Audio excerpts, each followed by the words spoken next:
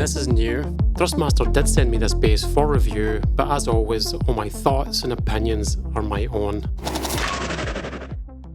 We're going to start off with the price here because that really sets the stage for everything we'll talk about going forward. Coming in at $300, that's US dollars, it places itself amongst the higher end flight stick bases, potentially one of the most expensive. But does it match up with everything else in this range?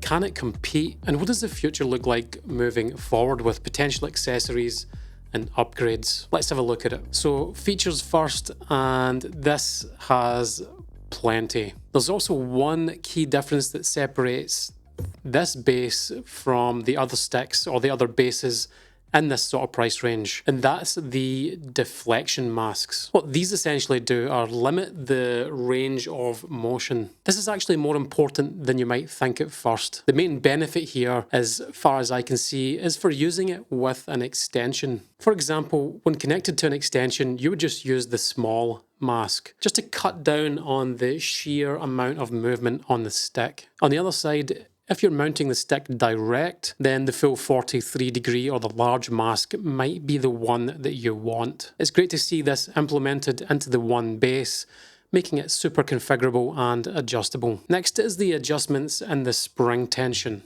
Now all you have to do is stick the Allen key in here and here for both your X and your Y axis. It's super quick and easy to adjust that.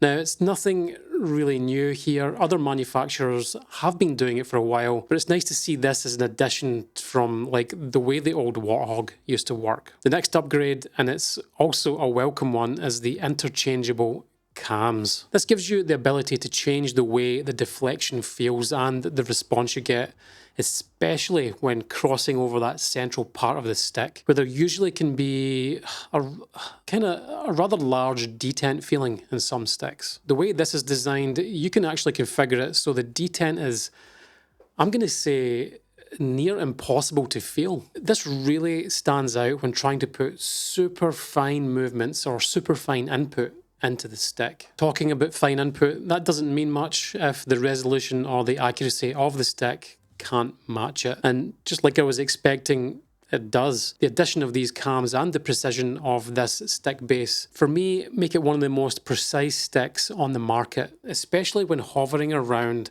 that inner cross section of the stick. There's just one thing though, and I did kind of tease on it at the start, there's no damper. The damper has been excluded from the base.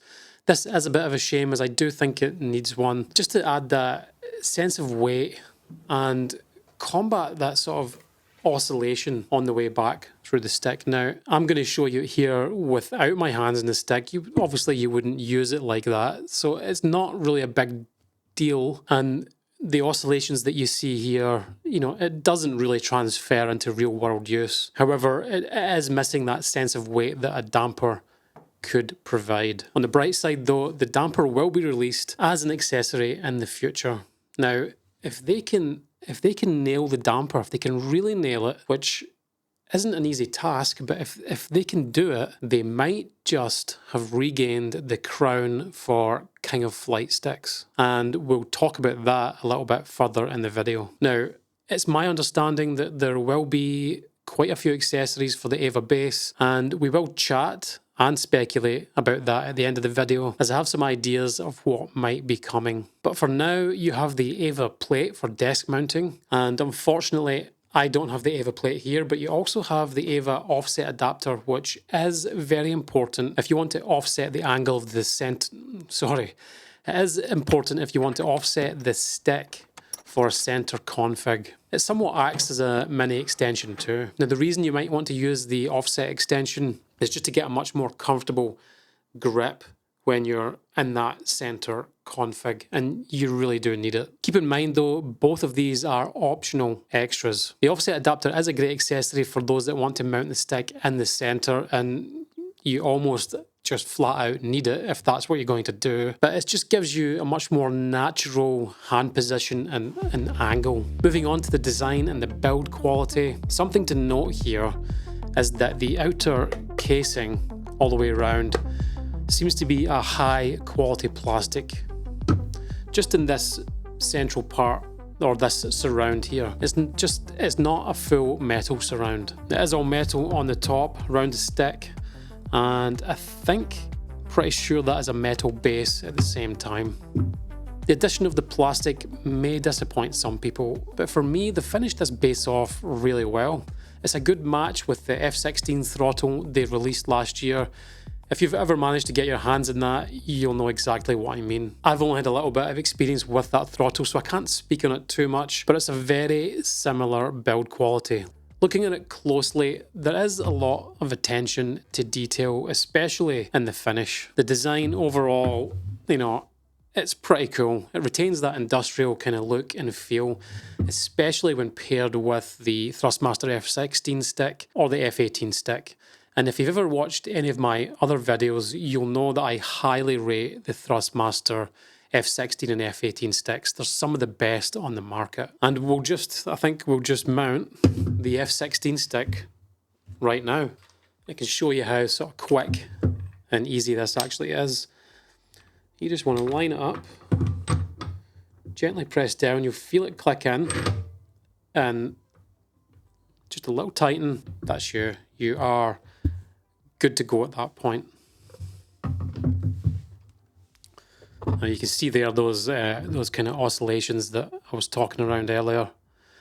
Again, I'm going to say that it doesn't affect it when you're obviously holding it, but it could do with that damper. Taking the cover off, you can see how well this is all put together, and it's designed to be easy and fairly quick to adjust, switching out cams and springs and so on, and that's where this stick shines. Thrustmaster don't want you to just plug and play this, and although it is plug and play in a sense, it's clearly encouraged to be tunable and adjustable to how you want it to feel. I'm also pleased to see they have retained the same mounting pattern on the bottom of the base from the older Warthog. Definitely a smart move. This allows you to direct mount it to the likes of the Next Level Racing flight cockpit or original base plate if you have it on a desk. As a whole, the design and the build quality, I think, for me it's a winner. I'd love to have seen a full metal casing though, but honestly, the plastic finish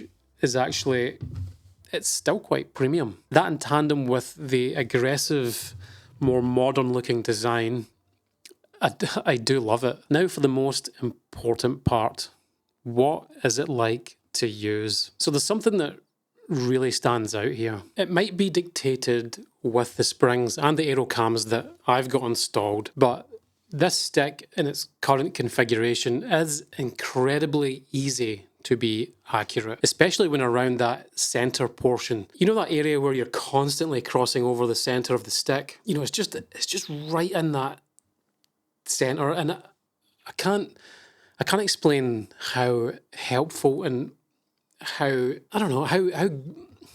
great it is to be able to make such fine adjustments in that area. Maybe it's just the eradication of the detent that helps with this, but I have to say those minor and small adjustments across this section in all the sims I've played feel super accurate. It's possible to put very minute detail into your stick movement, and I really appreciate that. The precision also translates into the sim, and I've tested it with Microsoft Flight Simulator, DCS and War Thunder. Minute corrections and adjustments are easy to make. The optional collar for using the stick in a center mount config is great. It all feels like a very high quality piece of equipment, and Thrustmaster is back in the ring with some of the best sticks out there. But apart from that, the new AVA stick really has a lot going for it. And when the damper gets released, along with a few of the other accessories, I'm going to say it's going to be hard to look past it, even at the current price. In terms of latency, I can't visually see or feel any. I've got no official measurements for that though. The different levels of stick deflection with the deflection masks add another layer of customizability, which is what we all want from a high-end stick. No one person is going to want the same feel and setup, and that's catered for here. Now, before we go any further forward, I'm just going to take the stick back off the base, because we are reviewing the base and not the flight stick. All right, let's go through the good and the not so good. And we'll start off with the good. It's a great build quality overall. It's a very nice design. It's aggressive looking. It's quick and easy to change sticks, as we saw earlier. Super smooth, super accurate, especially around the center of the axis. Yes, there are a few supers in here. Almost zero detent if you want it. Deflection masks are a nice touch if you want to use an extension or even just cut down on the amount of throw from the base. It uses existing hole patterns for mounting. It's plug and play in a sense, but it really is well set up for customizing. And now for the not so good. The damper has been excluded, but will be added as an accessory in due course. I'm not exactly sure when that's going to be. As far as I'm concerned, the sooner the better. I'll definitely be picking one up because I think if they do as good a job with the damper as they've done with this base, you know, it's going to be hard to beat. Now, it does not come with a desk mounting plate, and that's really about it.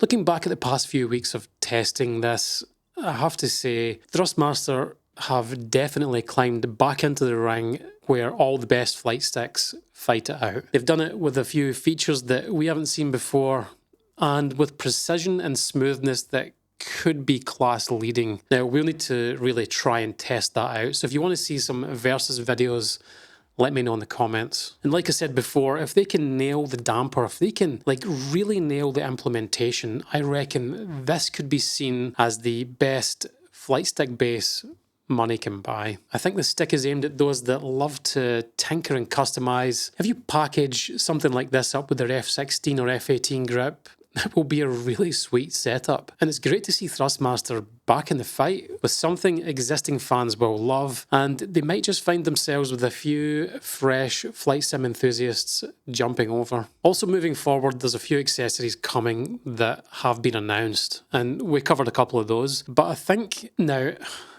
this is speculation. I've got no idea whether this is coming or not, but I do think an Airbus and a GA style stick for the base might be on the cards.